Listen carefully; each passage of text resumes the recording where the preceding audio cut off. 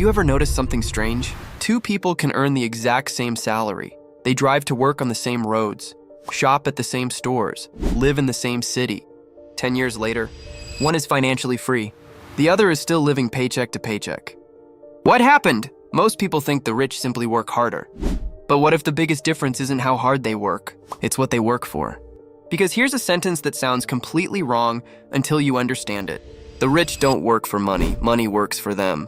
And once you understand what that really means, you'll never look at money the same way again. When most people get their first paycheck, they believe they've won. They finally have money. But something invisible happens the moment that paycheck arrives. The money already has a destination: rent, bills, food, subscriptions, insurance, taxes, debt. Almost every dollar has been assigned a job before it even reaches the bank account. So they work, money comes in, money goes out, and the cycle repeats, month after month, year after year. It's like running on a treadmill that never stops. Now imagine another person. They also have a job. They also receive a paycheck. But instead of asking, "What can I buy?" they ask, "What can this money buy that will make me more money?" That single question changes everything. Imagine you receive $1,000. Most people immediately think of things they want: a new phone, new clothes, a vacation. Nothing is wrong with enjoying your money, but every dollar spent is a worker you permanently sent home. Now imagine using that same $1,000 differently. Instead of buying something that loses value, you buy something that has the potential to generate future income. A small business, a skill that increases your earning power. Suddenly that money has a job. It starts working even while you're sleeping. That's the first difference between people who stay wealthy and people who constantly start over.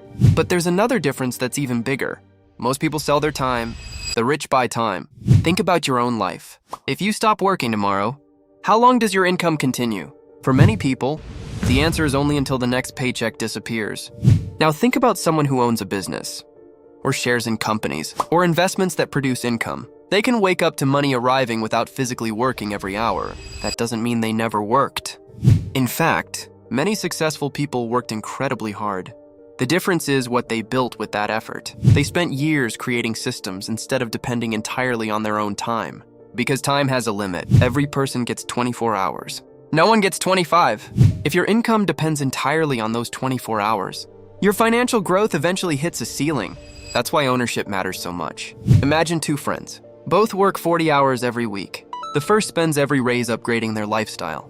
Bigger apartment, better car, more expensive habits. The second also enjoys life, but quietly uses part of every raise to buy ownership. Maybe investments, maybe part of a business, maybe learning a skill that creates future income.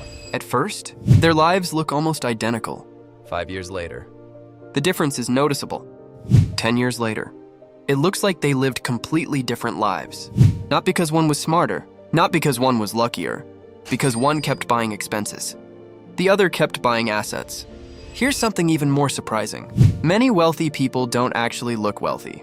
They drive ordinary cars, wear simple clothes, live below what they could afford. Why? Because they understand something many people never learn: looking rich. And being rich are completely different things. Looking rich costs money. Being rich creates money.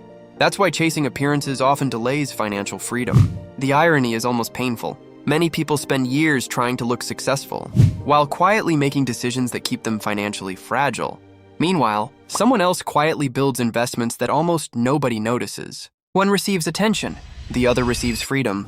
Now here's the part almost nobody talks about. Money follows value. Think about every business you use. Someone created something people wanted: a product, a service, a solution. Money flowed toward value.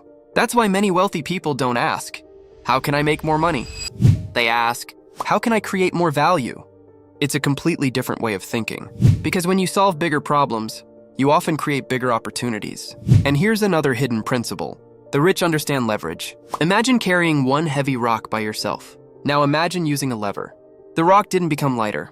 You simply used a smarter system. Money works the same way. Businesses, technology, investments, teams.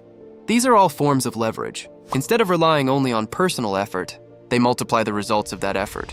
That's why two people can work equally hard, yet produce completely different outcomes. One relies only on labor. The other combines labor with leverage. Now, does this mean everyone will become wealthy overnight? Of course not. There are risks. There are setbacks. There are failures. But the principle stays the same. People who consistently build assets, instead of only collecting paychecks, give themselves more opportunities over time, and that's the real lesson. The rich don't avoid work. They simply stop working only for money. They work for ownership. They work for assets. They work for systems.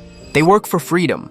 Eventually, those things begin working for them. So maybe the biggest question isn't, how much money do you make?